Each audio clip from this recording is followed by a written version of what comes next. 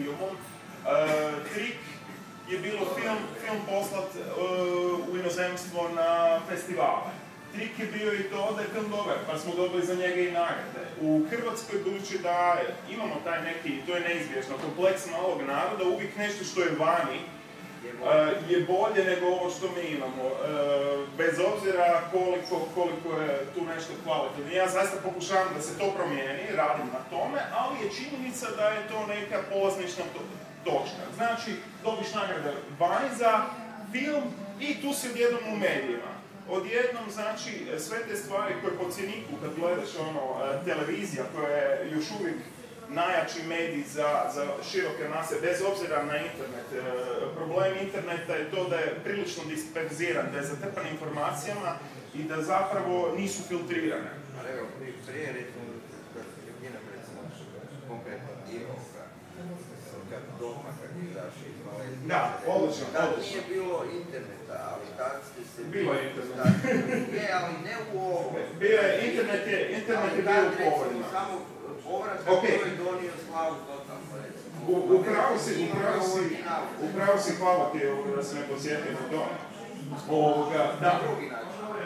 Znači, skrenut pažnju na sebe i biti drugčiji nečim i onda to primijeniti. Znači, evo, konkretno, to što si spomenuo dogma, ok, to je super primjer, iako to vrijedi znači za vrijeme od prije 15 godina. Idemo se fokusirati na sada, znači ovo što se sad događa, jer mediji se jako mijenjaju, znači jako brzo se stvari mijenjaju i sve više znači taj kapitalizam znači je prisutan u svemu. Znači, od brendiranja bilo čega, evo, od Puma, tenisica, od satova, od bilo čega, znači, okruženi smo s tim brendiranjem i nekakvim načinom kako promovirati bilo što.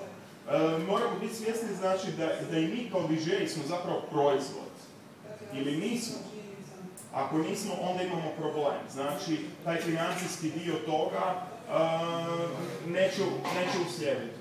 Ok, mislim, to je isto cool, znači, znam hrpu DJ-a koji to radi potpuno pušta, nisu profesionalci, sviraju po tulumima za svoje prijatelje i to je super. Međutim, ako se odlučimo biti profesionalni DJ, a mislim da je ovdje nama cilj upravo to stvoriti od vas, tu, znači, postoje nekakvi osnovni troškovi. Krošalu Josip je spomenuo, znači i tu stavku zampa, znači ako kupujemo downloade, želimo ih pržiti, takve stvari, znači sad postoji i taj dio da mora se platiti naknada zampu. Ja zapravo osobno smatram da je to dobro, jer sam istovremeno i autor ovoga glazbe, pa znam isto da mi zapravo omogućava da znači moja glazba autorska koja se vrti po cijelom svijetu, da zapravo od toga dobivam novac. Pa je u redu da onda i ako neko prži moju glazbu, da zapravo je plati na to. Ono s čim se ne slažem je da je taj iznos previsok i trenutno i osobno radim na tome, znači da se ta naknada ipak smanji i da ima neki hrvatski duh, jer ipak prihodi ovdje su daleko manji nego Britanija ili Švedska s kojom paralela ima taj zakon. Znači, nekakve troškove imamo, znači platiš godišnju naknadu zampu 4000 kuna, već si u startu, već znači treba ti taj novac. Daj Bože, što ja apsolutno podržavam, znači da kupuješ na Beatportu ili ti već, ima čak i jeftinih, sad daleko jeftinih servisa, gdje možeš zaista kupiti legalno glazbu, zapravo podržati te, ne znam, voliš Riči Kotina, vrago, pa dajmo neku pinku, neki zaradi neke od toga. Na kraju krajeva ti ćeš možda puštati u nekom klubu, di već puštat njegovu stvar, škvadra će ti reagirati, neki je okej odnos poštovanja isto tih ljudi, znači koji radi, doprinose na kraju krajeva i tvojem sektoru i tome da i ti budiš dobar na nekom mjestu. Znači, stvorili smo tu neku viziju, vjerojatno vam je Matija Lovrec pričao i o tim nekim stvarima, znači trebaš imati adekvatne neke hlače, obleku, majicu, bla bla bla, DJ torbu, što već ne slušalice trebaš imati dobre, znači te slušalice se mažu, znaju biti gadne, znaju biti katastrofa, svi koji su bili odradili bar jednu gažu u nekom super mini bircu gdje je zadimljeno, gdje smrdiš, Isuse dragi, nakon toga. Znači, to moraš imati, to košta novaca. I budući da taj novac je tu kao faktor, mi sebe moramo staviti u poziciju, hej, mi smo sad proizvod, mi smo Puma, mi smo Nike, idemo sad to isfurati na bilo koji način. Fora je u tom da naravno nemamo novaca koristiti ko Puma i Nike najjače reklame, nego se vraćamo na onu priču od prije, znači trikove koristiti kako ući u medije. Super sistem je znači tražiti medijskog pokrovitelja. Medijski pokrovitelj nam može izaći u susret neki put za pola iznosa neke reklame ili tak nešto. Znači obećamo nekakvom medijskom pokrovitelju neku protuuslugu. Naprimjer, ne znam, nosimo majice sa tim medijskim pokroviteljem, pa mi piše, ne znam, Narodni radio mi piše na prsima. I ako je meni to ok, znači ako se ja osjećam s tim dobro i da meni Narodni radio daje, ne znam, 50% reklame, onda je to, znači, ok, s tim smo dobili taj rezultat oglašavanja, koje je jako bitno. Danas, znači, Facebook je tu odmah spomenut dva puta.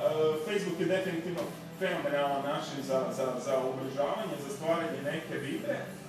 Međutim, s druge strane, morate biti svjesni da Facebook isto tako ima takozvane menadžere grupa, znači koji za velike firme znači rade to da postoji po 10 zaposlenih ljudi koji zapravo cijeli dan ništa drugo ne rade nego provode vrijeme na Facebooku i na raznim znači MySpaceu, Twitteru i zapravo stvaraju taj neki baz.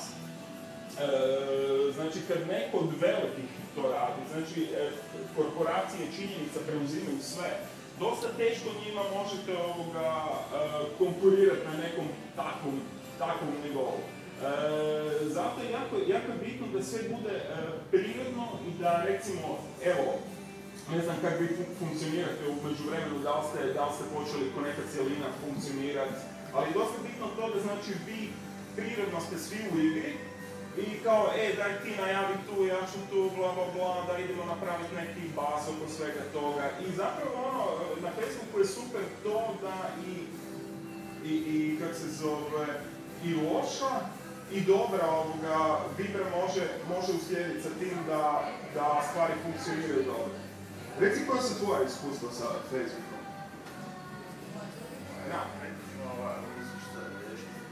Ne, nju pitam, kako se ti zoveš? Ines. Za što koristiš Facebook? Pa Facebook, dobro, općenito ovak za dopisivanje i to, ali uglavnom sve ove evente i partije koje se održavaju saznam na Facebooku isključivo. Aha. I to je... Na koji način? Pa dolaze i eventi, i poruke. I da li obraćaš sad pažnju, jer znači prije nekakvih 2 mjeseca tu negdje promijenio se način znači primanja tih poziva za događaje? Obraćam. Mislim, idem često na partije i to u tom smislu. I uglavnom... Da, znači odeš na svaki događaj koji ti neko pošalje? Ne odem na svaki, ali na određene, tu po Zagrebu uglavnom jedino. Aha, ali mislim, zapravo kad ti dobiš obavijest, ne piše ti gdje, znači moraš otvoriti. Na osnovu čega, znači otvaraš određeni poziv?